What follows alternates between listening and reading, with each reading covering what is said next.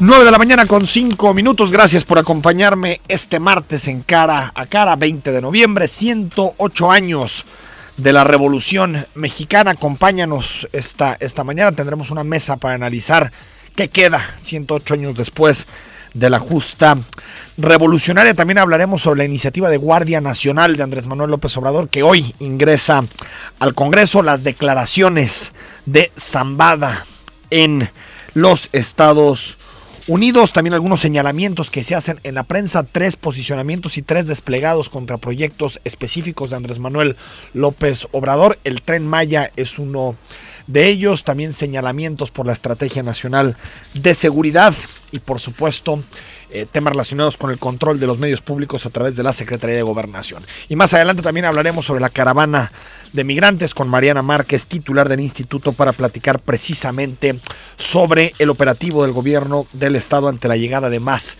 migrantes a nuestra entidad.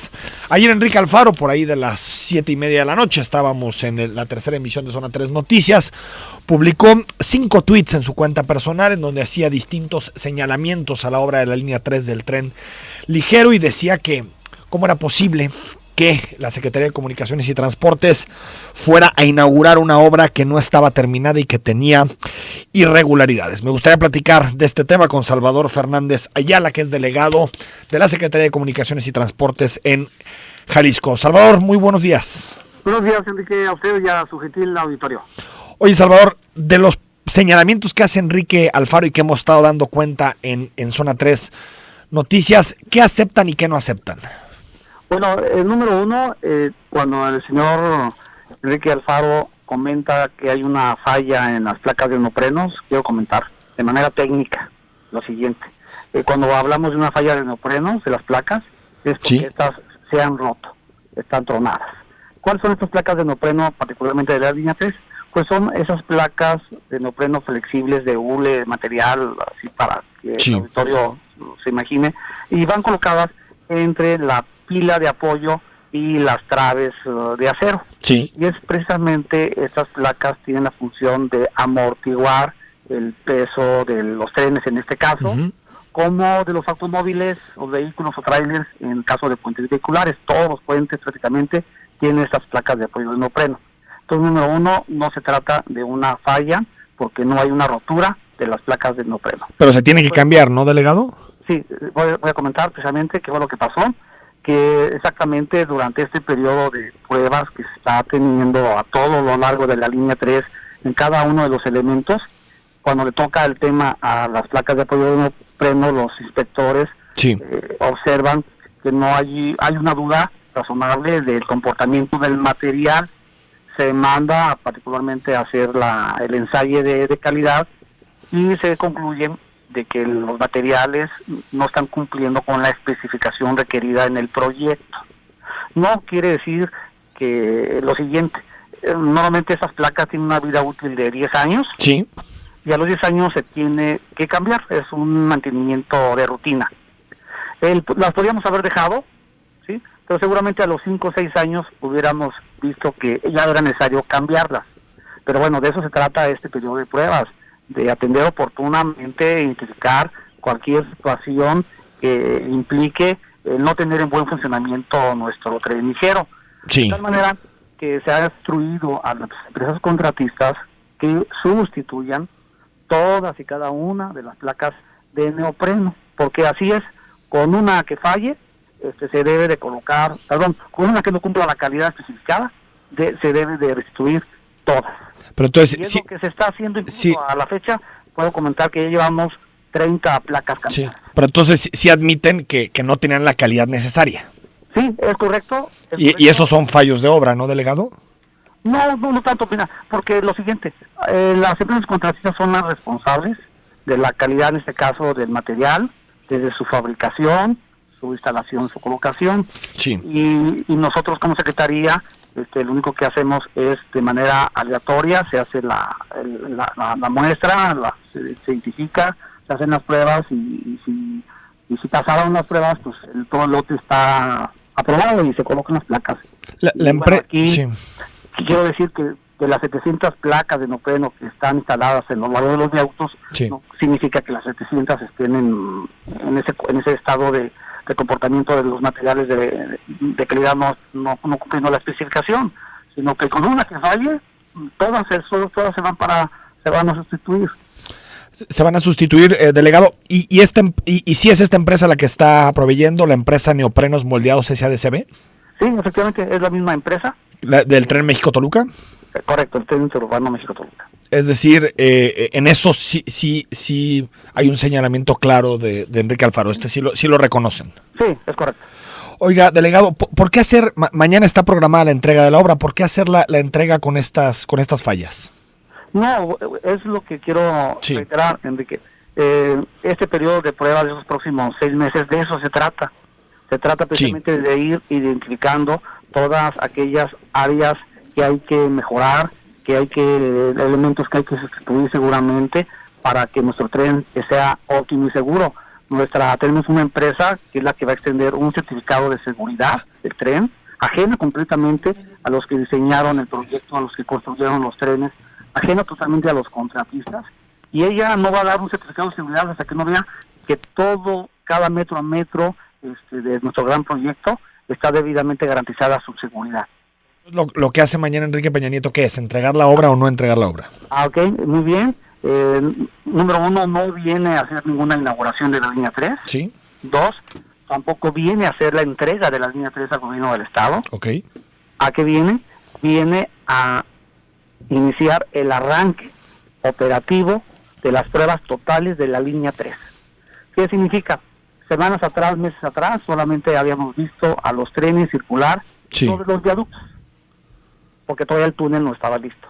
En este momento ya los trenes están circulando o están por circular, cada uno de los 18 trenes, a lo largo de los 21.5 kilómetros que conforman la línea 3.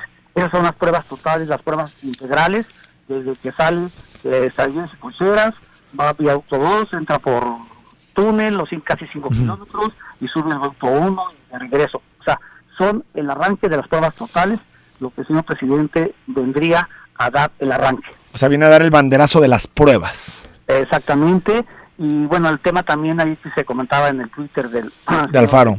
Alfaro, de que quién va a costar o costear esta sustitución de esas placas, la misma empresa. Esta empresa Neoprenos Moldeados SADCB.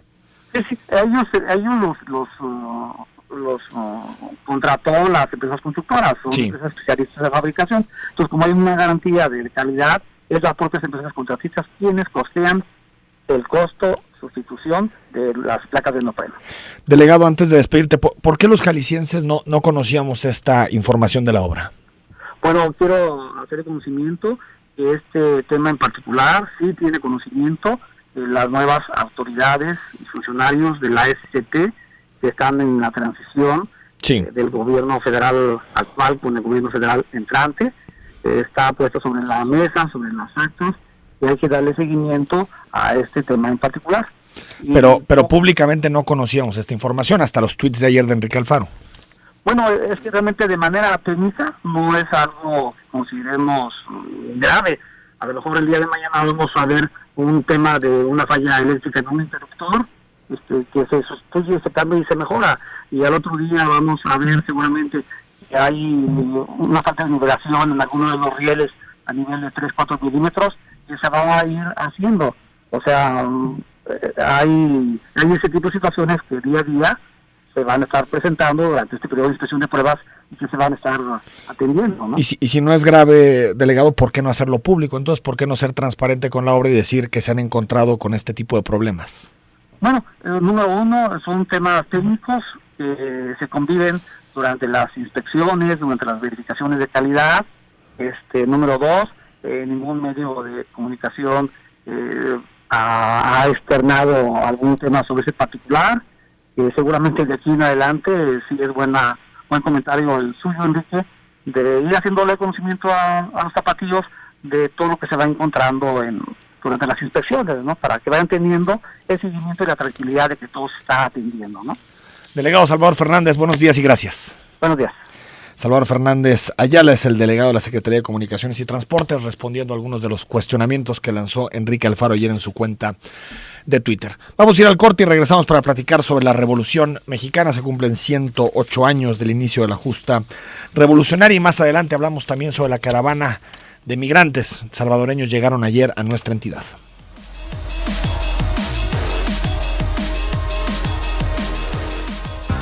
Estética auditiva en el 91.5 Zona 3, la radio específica.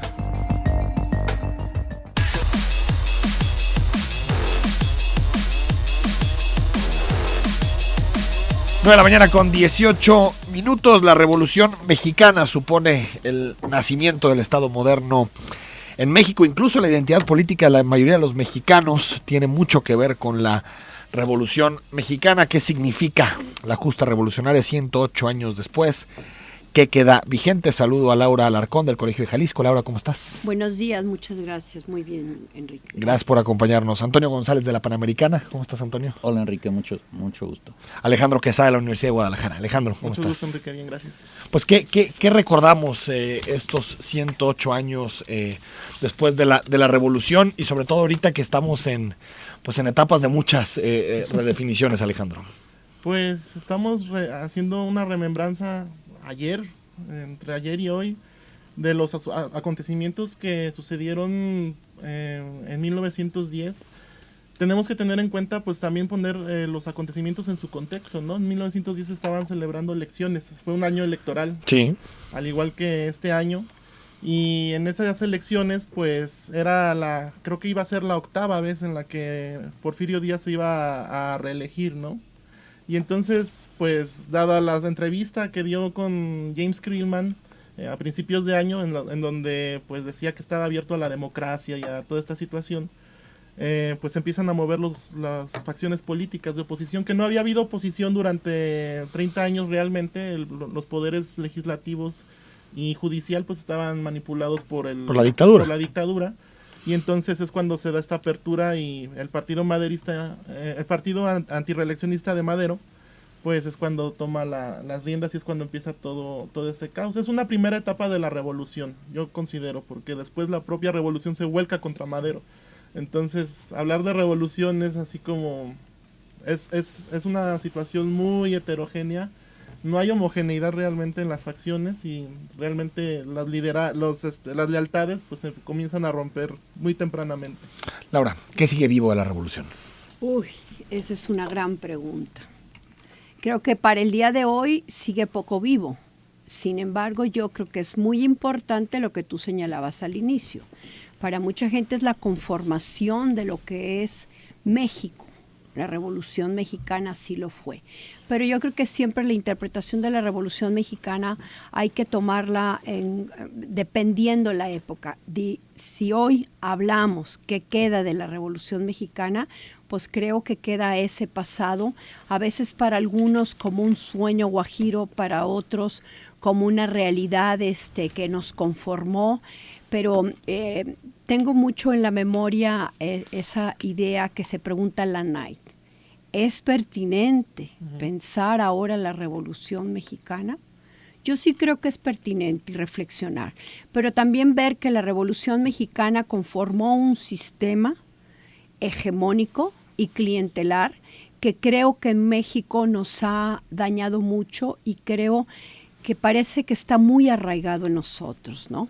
De los íconos de la revolución podemos decir como reforma agraria, la separación de la Iglesia y el Estado, la cuestión laboral, la cuestión de la educación. Yo creo que queda bastante atrás de lo que se pretendían algunos revolucionarios. Yo creo que es muy importante. Yo manejo la hipótesis de que en realidad la revolución es un proceso entre alianzas y las tensiones, por no decir que las rupturas, y que se construye un proyecto, un modelo de nación por el éxito militar y cómo se va conformando. Y entonces se nos vendió mucho la idea de que el proyecto de nación triunfante era el proyecto de los mexicanos. Sin embargo, yo insisto que es el proyecto de un grupo de mexicanos que logró imponerse y que dejó a un lado otros proyectos que tarde o temprano han reflejado una oposición a esto que se construyó con la revolución. Antonio, ¿qué queda? Bueno, yo creo que la demagogia, la realidad, porque... El discurso revolucionario. Sí, el discurso, porque coincido con Laura, en lo general, fue un proceso muy largo, muy desgastante para el país, se sentía necesario, probablemente lo que no funcionó fue el líder inicial. Hay que tomar en cuenta que Madero realmente no respondió a las expectativas. Tan es así que antes de un año de que fuera presidente ya se decía y era muy acuñada la frase de que la bala que mate a Madero salvará a México. ¿Cómo te lo puedes explicar eso si cuando el señor gana la elección un año y fracción antes con 90 y tantos % del voto? Eso te habla de que había una gran decepción entre el pueblo de México.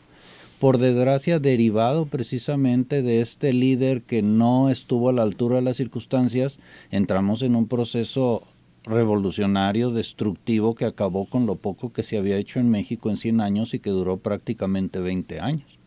Y sí, como dice ella, emana de todo ese proceso después un gobierno corporativista que sobrevive 70 años y que mal que bien forja el México moderno. Sí, con sus asegúnes hay que reconocer que tuvo muchísimas cosas buenas. Sería un absurdo pensar que la primera etapa del régimen priista, como dicen algunos, todo fue malo. No, al contrario, hubo muchísimas cosas buenas. O tal vez se necesitaba esa institucionalización, ¿no? Sí, evidentemente. Calles fue un visionario en el momento que se da cuenta que tienen que hacer un partido que aglutine a unos y otros, porque si no, unos y otros se van a seguir dando hasta con la cubeta, como era el caso. Ahora, en ese sentido, Alejandro, queda en lo retórico y en lo simbólico la revolución, porque si hablamos de cada uno de los temas que ya enumeraba Laura, la reforma agraria, la educación, el control incluso del Estado de ciertos recursos naturales, pues hemos visto cómo se ha ido desmantelando ese proyecto con el paso de los años. Sí, precisamente es lo que queda en las avenidas, en las calles. Sí, la retórica y las esculturas, ¿no? Más bien, yo considero que la revolución, hay dos tipos de revoluciones. La revolución como tal, la que sucede como dice Enrique Florescano, durante la refriega, la batalla, y después el mito de la revolución que se construye precisamente con el presidencialismo. ¿Por qué? Porque estamos hablando de la institucionalización de una revolución a través de un partido. Y entonces, realmente, si no eras revolucionario, prácticamente eras no ser mexicano. Sí. Entonces... la bandera estaba en el partido. Exactamente. Entonces esta situación realmente se tenía que mitificar a la propia revolución. Se tenían que hacer héroes y villanos para que se pudiera justificar un partido en el poder. Entonces tenemos que se hace héroe, precisamente como dice Antonio, a Madero, pues alguien que realmente no dio el ancho, que... unos días después... Pero su ideario sí, ¿no? Más allá de su praxis, su ideario pues sí. Pues es que su ideario, por ejemplo... Digo, era revolucionario para la época, ¿no? Era liberal, ¿no? Mira, el plan de Ayala... No era muy revolucionario. No. Era más bien conservador. Era porfirista. Era una continuidad del porfiriato. Así es. ¿Por qué? Porque, mira, Madero entra en noviembre, creo, de 1911. 20 días después, el propio Zapata emite el plan de Ayala, en el que se está descalificando totalmente el proyecto de Madero y al propio Madero. ¿Por qué? Porque antes de que alguien le llamara, por ejemplo, traidor a Huerta en 1913, ya el propio Zapata le llamó traidor en 1911 en el plan de Ayala a Madero. ¿Por qué? Porque no llevó a cabo el reparto agrario que había prometido y muchas otras promesas que le había hecho incluso al ejército. Y como bien dice también Laura y Antonio, pues no, es que llegó un momento de tensión en el que pues no dura tanto en el poder precisamente porque no logra dar el ancho a la situación que él, pues que él estaba enarbolando desde un principio. Es pues pareciera una paradoja, ¿no? Porque pues se le considera el héroe, el promotor de la revolución, pero que realmente está reflejando una continuidad de un régimen que él no pretendió romper. Era un, digamos... Un continuista. Un continuista, un burgués. Bueno, pero muchos continuistas, digamos, abonan las transiciones. Es más, si vemos las transiciones a nivel mundial, casi siempre hay esas pulsiones entre continuismo y ruptura, ¿no? ¿Antonio? Así es, sí. Era como un porfirismo sin don Porfirio. Porque si te fijas, los líderes populares de la revolución mueren. Y de los líderes de la revolución, el único idealista era Zapata.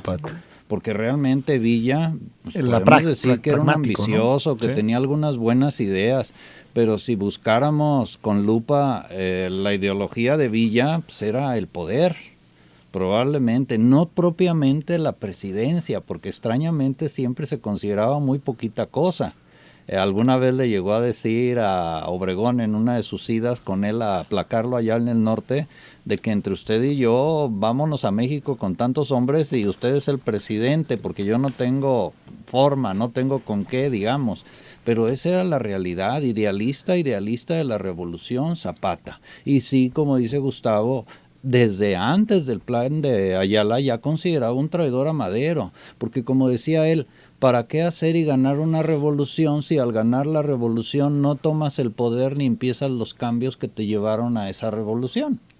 Y ese fue el caso. Es lo que primero le reclama Zapata a Madero. ¿Ya te acomodaste en la silla? No, eso, exactamente. Ganamos la revolución y en lugar de tomar el poder, como ocurre con las revoluciones en todo el mundo, dejas a un porfirista en la revolución, en la silla, para luego hacer elecciones 6-7 meses después y entonces llegar. En ese ínter, Madero se desgasta tremendamente. Laura.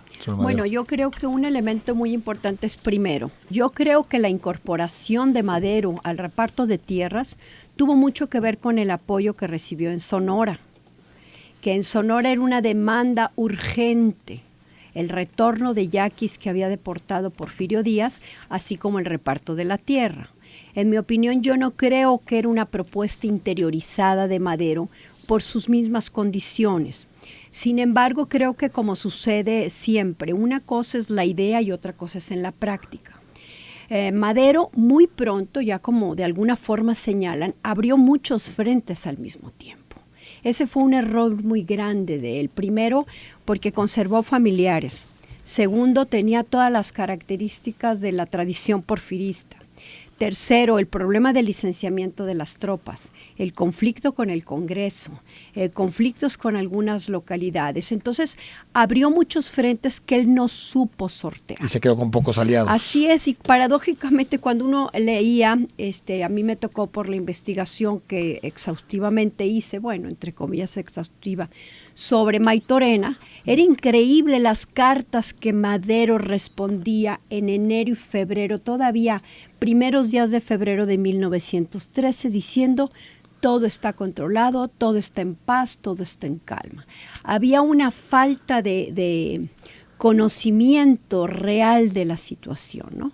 Y creo que Madero, pues como un buen idealista, forjó un cambio, quiso forjar un cambio, pero en realidad no pudo sortear los conflictos. Yo creo que su mismo movimiento, su idealismo nada más de creer en la democracia como tal, como una idea, no lo llevó a ejecutar las cosas como debería. Alejandro, ¿hay una ideología de la revolución? ¿Nos heredó la revolución una ideología a los mexicanos? ¿Una forma de entender la política, la sociedad, la relación entre ciudadanos y gobierno? Considero que sí, como bien dice Antonio, yo considero también que en un primer momento pues hubo muchas cosas buenas, ¿no? Y que se logró heredar, por ejemplo, pues un fuerte sistema de identidad nacional.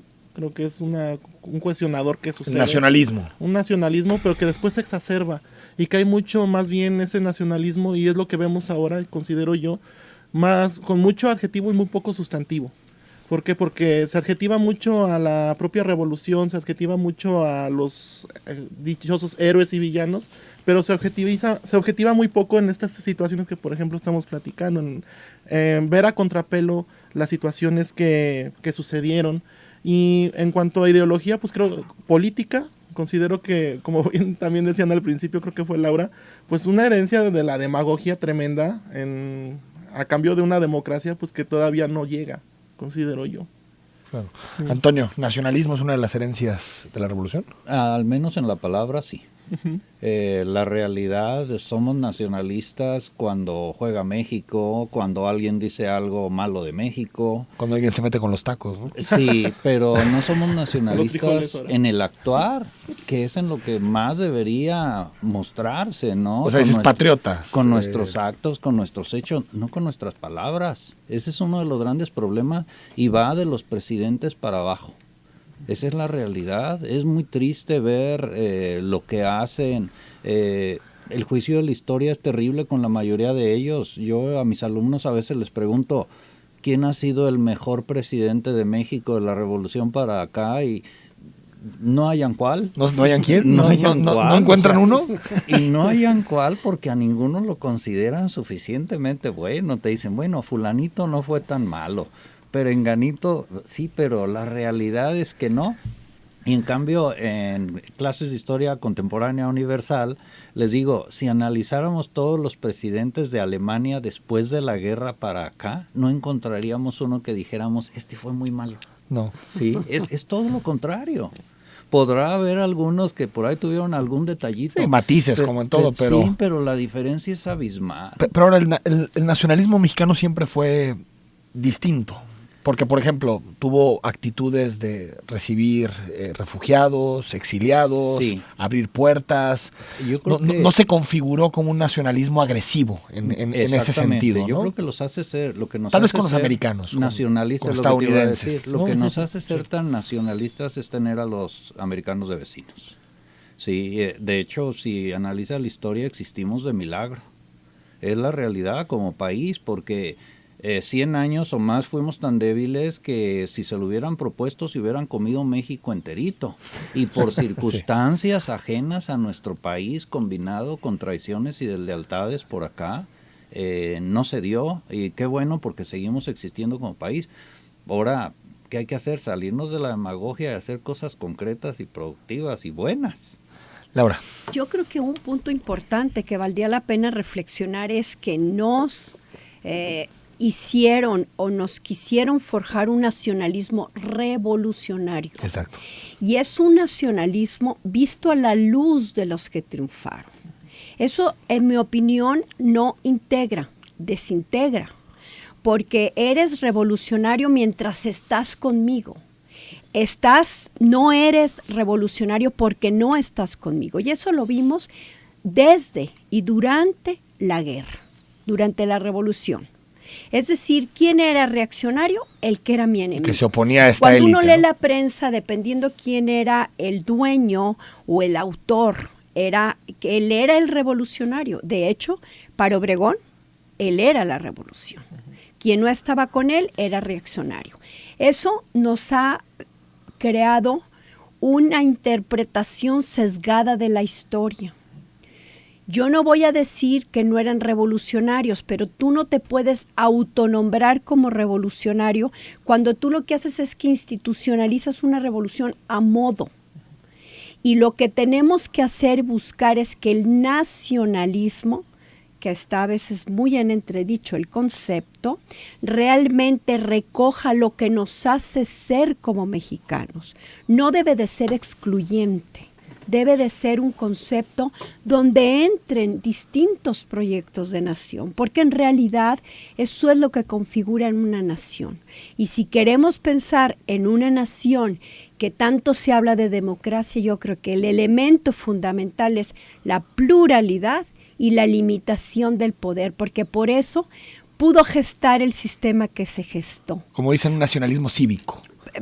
Basado en el Estado de Derecho, en la Constitución, en los derechos que compartimos. Así es, y en un sentido plural, porque México no es del todo homogéneo. Hay elementos que nos unen, pero hay mucha diversidad, hay muchos grupos que por eso mismo están excluidos, porque no ingresan o no están dentro de ese concepto que se gestó a la luz del grupo. Las comunidades indígenas, ¿no? Por ejemplo, las comunidades indígenas o simplemente personas que han propuesto proyectos que han alimentado a una nación y que nada más porque el grupo gobernante los excluye, entonces no son mexicanos. No, yo creo que eso es lo que tenemos que ver, que se construyó un nacionalismo a la luz del grupo en el poder. No estás conmigo, eres mi enemigo, no. Una cosa es diferir, y otra cosa es ser enemigos. Me quedan 2 minutos para despedirlos, Alejandro, Antonio, sí. Laura. ¿Qué ven en Andrés Manuel López Obrador una reivindicación de la revolución, Laura? ¿Lo ven? Pues con esto de la cuarta transformación es ya sabes, la independencia, la reforma, la revolución. Es que vuelvo a decir lo mismo, es la interpretación que él da de su cuarta revolución. Vamos a ver de veras qué es lo que entiende por ello. Creo que ahorita es parecería un tanto prematuro. A mí mi preocupación es que él se está convirtiendo el único intérprete de lo que él llama una cuarta transformación.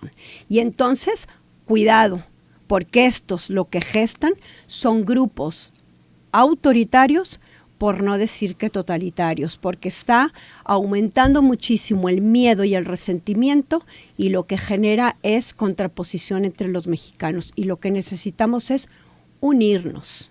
Sí, aparte de decretar la historia antes de que suceda. Así es. Y que un sujeto lo haga es muy peligroso. Bueno, estamos ahorita en cuartos de transformaciones, refundaciones, estamos sí, pero es peligroso. En la época de los eslogans. Sí, Antonio.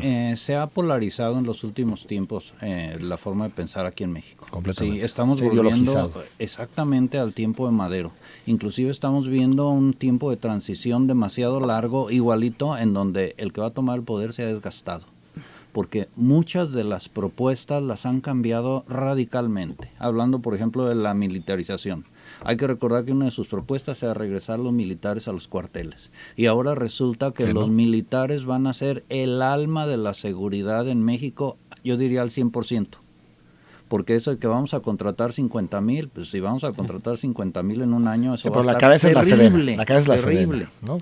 Va a sacar gente de por aquí, de por acá, del ámbito militar para empezar a formar eso. O sea, van a ser militares con otro nombre, pero es lo mismo.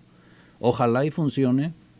Yo no soy de los que piensan que ojalá le vaya mal, al contrario, si le va bien al presidente nos va bien a todos, ojalá y funcione, pero creo que sí estamos regresando a situaciones que en el pasado no funcionaron. Tú dices de división. De división y de formas, de métodos. Yo encuentro muchas similitudes entre lo que pretende Andrés Manuel con los 70s. Con los 70. Con los 70. Yo pensé que ibas a decir con Madero. Tú porque no los viviste. No, pero aunque no creas, hay libros de historia, Antonio. Aunque no lo creas, Alejandro. Pues yo sí considero tal vez que podemos estar frente a una cuarta transformación, pero tal vez de los propios ideales del PRI. ¿Por qué? Porque tenemos al PNR, al PRM, al PRI, y ahora con estos ideales tal vez de Morena, pues como también, o sea, efectivamente dicen, más bien es la cuarta transformación de estos ideales en los que parece que se está agudizando este sectarismo, en el sentido de que se ha polarizado a la sociedad y se está sectarizando también la política. Considero que es importante, por ejemplo, revisar la historia y ver que esto no ha funcionado, que un plan integrador sería, como bien dice Laura, mejor, que dejaría mejor herencia a los mexicanos, que empezar a hacer este tipo de autoritarismos ideológicos en las que pareciera que el centralismo vuelve a ser sobre el federalismo, ¿no? Ya sabemos que el federalismo es un mito. El federalismo es nada más una calle que está aquí bonita en Guadalajara funcionó muy bien solamente en la Constitución de 1824, pero de ahí en adelante considero que es un centralismo disfrazado y que ahora se ha exacerbado. Y como bien dice Antonio, para cerrar, pues que no le vaya mal, si le va bien a México. Ojalá nos equivoquemos y que todo salga adelante, ¿no? Bueno, ya queda poco para salir de dudas. Laura Alarcón, gracias. No, al contrario, muchas Antonio gracias. González, gracias. Gracias, Enrique. Gracias. Muchas gracias. Vamos al corte y regresamos para hablar sobre la caravana de migrantes.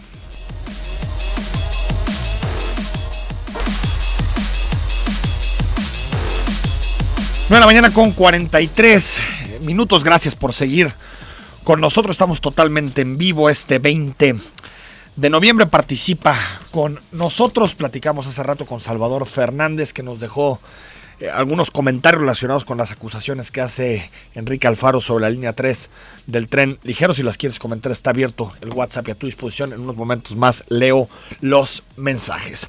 Mariana Márquez es directora del Instituto Jalisciense para el Migrante y la tengo en la línea telefónica. Mariana, ¿cómo estás? Hola, muy bien, Enrique. Buenos días, ¿cómo estás?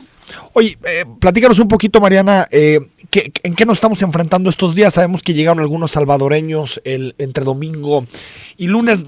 ¿De qué cifras estamos hablando? ¿Cuántas personas cruzarán por nuestra tierra? Claro que sí, mira, te platico que desde el viernes estuvimos recibiendo distintos grupos.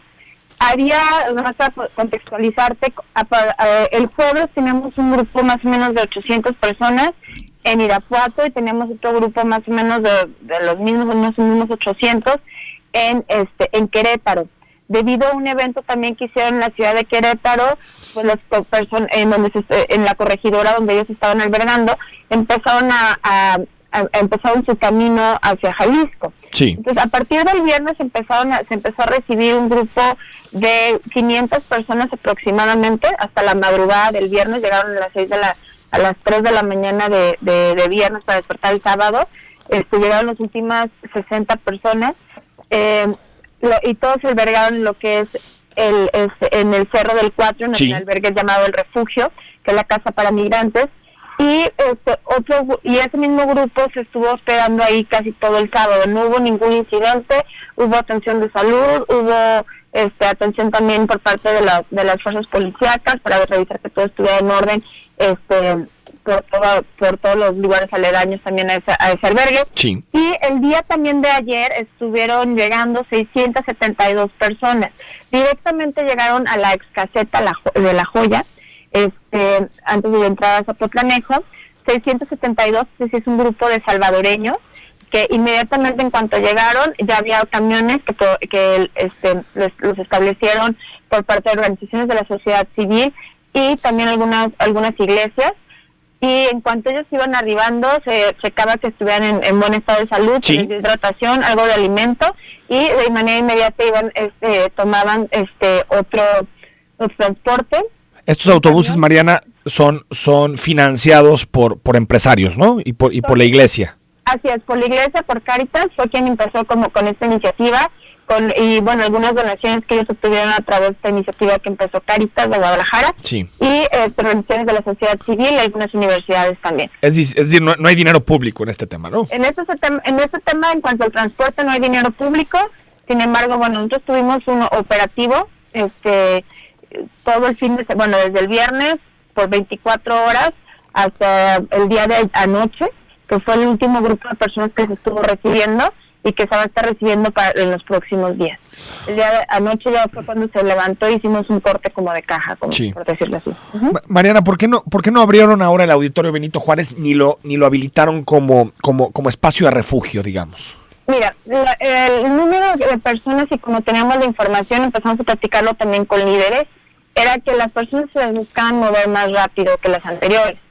Eso por un lado. Por otro lado también, el número de personas que estaban llegando y que se estaban yendo al día siguiente no era tan necesario para abrir un albergue, es decir, eran 250 personas, 350 personas, pero que todos se pudieron acomodar también en el albergue del refugio, ya en un albergue ya instalado, ya establecido. Y eso es también que se tomó la determinación de por esta ocasión no abrir lo que es el Auditorio Benito Juárez. Hay que recordar que la semana pasada tuvimos 6,000 personas al mismo tiempo en el albergue, que fue una cantidad enorme, ¿no? Nada que ver comparada con las 1,200 personas que tuvimos en todo el fin de semana, y que ninguna estuvo, este grupo no estuvo de manera permanente todo el tiempo en Jalisco. Estuvieron iniciando su trayecto de manera rápida, continua. Es decir, Mariana, las razones son meramente cuantitativas, no tiene que ver con algo que sucedió en la última vez que se abrió el Auditorio Benito Juárez, porque trascendió esa idea de que la razón era que había habido, pues, digamos, irregularidades, malos comportamientos, y que por lo tanto el gobierno de Jalisco ya no abriría el auditorio. Hubieron ciertos comportamientos que yo creo que a nadie le agradan. Sin embargo, nuestra obligación como gobierno del Estado es brindar una atención humanitaria, ¿no? Yo creo que nosotros no vamos a poner a calificar los comportamientos, sí, ¿no? Para eso también están los esquemas de seguridad. Nosotros lo que tenemos que hacer es brindar la atención humanitaria. En ese sentido, también buscando también lo que es un esquema de austeridad y también de poder ahorrar el mayor número de recursos públicos que se pueda hacer. Se buscó generar lo que son los módulos de atención para migrantes y trabajar de manera conjunta con organizaciones de la sociedad civil para que pudieran albergarlos en caso de que esto se hubiera desbordado o que de plano no hubiera podido ser contenido por organizaciones de la sociedad civil. El gobierno del Estado hubiera abierto un albergue. Dos preguntas, Mariana, antes de despedirte. La primera, ¿será el protocolo a partir de ahora? Es decir, las caravanas que lleguen, los grupos de migrantes que lleguen, ¿van a ser tratados así, con espacios para que se puedan rehidratar, alimentar, pero ya no se va a habilitar el Auditorio Benito Juárez? Yo creo que es un tema que tiene que estipularse, tiene que generarse una política pública a nivel estatal, a nivel local. Sí. Lamentablemente hay una laguna jurídica en todas las legislaciones estatales. en cuanto en cuanto al trato, en cuanto a qué le corresponde a un estado, a un gobierno local atender respecto a la migración de extranjeros, ¿no? Creo que es un tema que se tiene que establecer primero desde la federación para abajo, porque sí. El gobierno federal no establece qué es lo que se tiene que hacer, ¿no? Como estado para poder dar una atención y que no estemos cayendo en invasión de esferas jurídicas. Sí, es que noto, y esa era mi segunda pregunta, noto que cada estado, cada entidad federativa reacciona de forma distinta y que no existe como una especie de estrategia nacional para recibir estos contingentes de migrantes. Así es, mira, lo expusimos aproximadamente, desde hace un año más o menos, en el gobierno del estado hemos estado trabajando en una iniciativa de ley de atención, protección e integración de las personas migrantes, hablando de la migración en general. Eso se presentó al Congreso, no se ha aprobado todavía. Lo trabajamos junto con el gobierno federal, buscando ser el primer estado que estableciera bien cuáles son las bases de un gobierno local en la atención de la migración extranjera. Cada quien y cada estado tiene una política en temas de migración distinta totalmente. Lo que se busca es homologar por lo menos lo mínimo indispensable que un estado tiene que hacer, ¿no? Porque creo que no podemos esperarnos a la buena voluntad de un gobernante para poder dar una atención que tiene que ver con lo que son los derechos humanos de cualquier persona. Te agradezco, Mariana, estos minutos. Muchas gracias, Enrique. Muy buenos días. Mariana Márquez, directora del Instituto Jalisciense para el Migrante. Vamos ya al corte, 9 de la mañana con 51 minutos. Al regreso comentamos algunos temas, los que nos dé el tiempo, y también leemos tus mensajes.